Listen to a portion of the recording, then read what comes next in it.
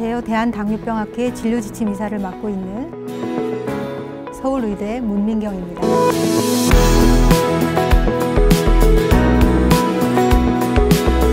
(2022년) 대한당뇨병학회 팩트시트에 의하면 우리나라 전체 인구의 당뇨병 유병률이 계속 증가하고 있습니다.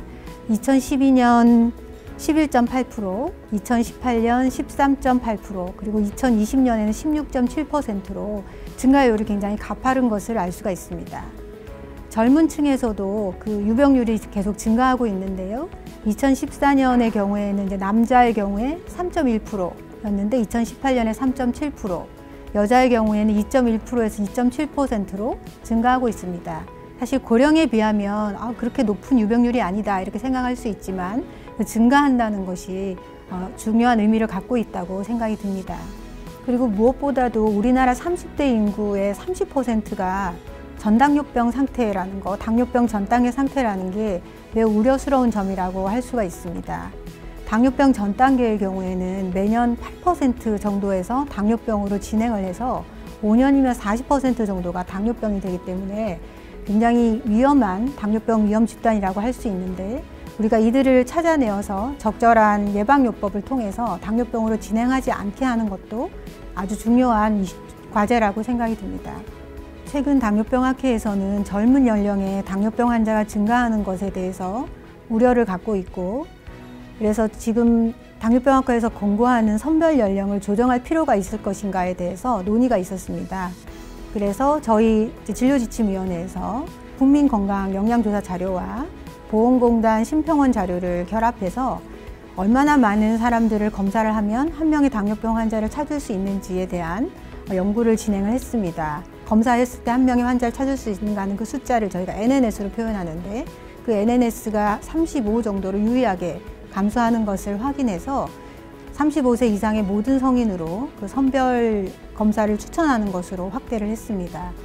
또한 위험인자가 있는, 예를 들면 비만이라든지 복부비만, 고혈압, 이상지질혈증, 당뇨병의 가족력 등과 같은 그 위험인자가 있는 성인의 경우에는 35세 이전이라도 그 NNS가 적게는 17부터 많게는 34 정도의 그런 NNS를 보였기 때문에 그런 위험인자가 있는 모든 성인으로 선별 검사를 확대하는 것이 적절하다라고 판단하게 되었습니다.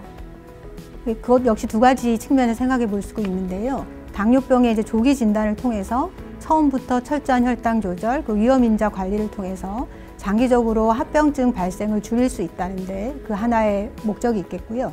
또 다른 효과는 당뇨병 전 단계의 사람들을 발굴해서 당뇨병으로 진행하는 것을 예방하는 조치를 할 수 있다는 것입니다.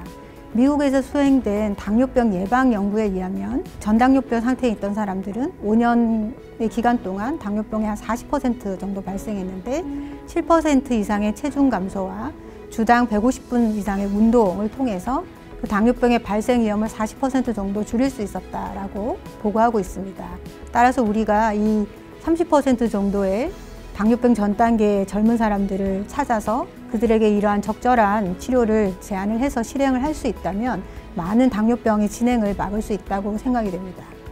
또한 최근에 당뇨병 관해라는 개념이 대두가 되고 있는데요. 당뇨병 관해라 함은 당뇨약제를 3개월 이상 사용하지 않고 당화혈색소가 6.5% 미만에 도달하는 완치와 좀 다른 개념인데, 그 관해라고 저희가 정의를 하고 있고요.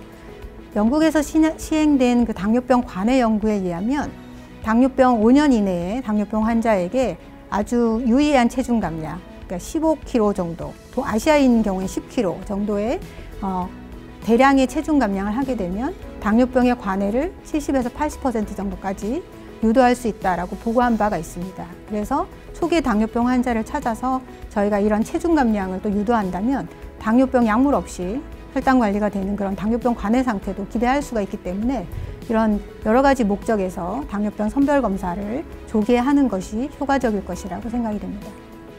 현재 개정 중인 대한당뇨병학회 8판 개정판은 올해 5월 대한당뇨병학회 충계학술대회를 통해서 발표될 예정입니다. 그 이후에 공청회를 거쳐서 5월 말 정도에 아마 출판물로 간행될 수 있을 것이라고 생각됩니다. 사실 선별검사를 어떤 사람이 추천할 것인가 하는 것에 대해서 아주 절대적인 학술적 근거를 대기는 어렵습니다.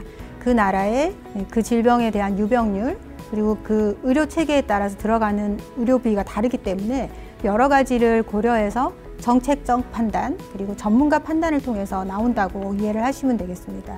미국 예방서비스 태스크포스 팀에서는 소아청소년에서 당뇨병 선별 검사를 하지 말라는 의미가 아니고 제가 언급하신 문헌을 한번 읽어봤을 적에 선별 검사를 권고할 이득과 위해를 평가할 만한 충분한 자료가 없다 이렇게 얘기를 하고 있습니다. 그래서 선별 검사를 추천할 수도 하지 말라고 할 수도 없다라는 좀 애매한 포지션인 것 같습니다.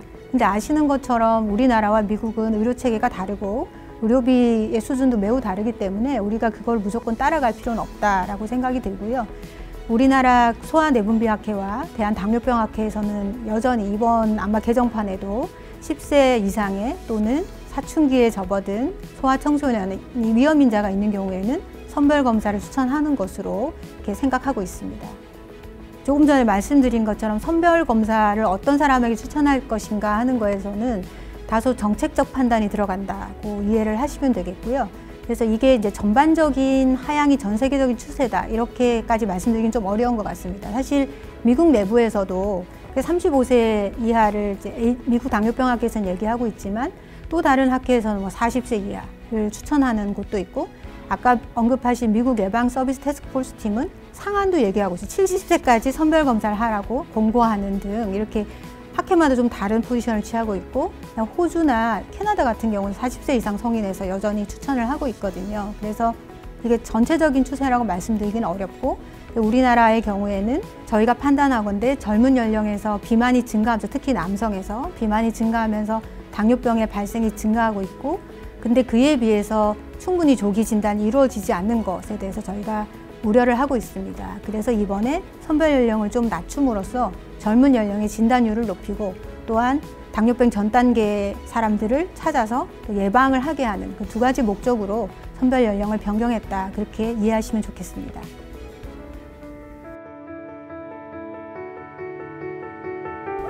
다들 주지하시는 바와 같이 우리나라 당뇨병 환자 유병률이 계속 증가하고 있고 그런 증가는 젊은 연령층 20대, 30대에서도 확연하게 관찰됩니다.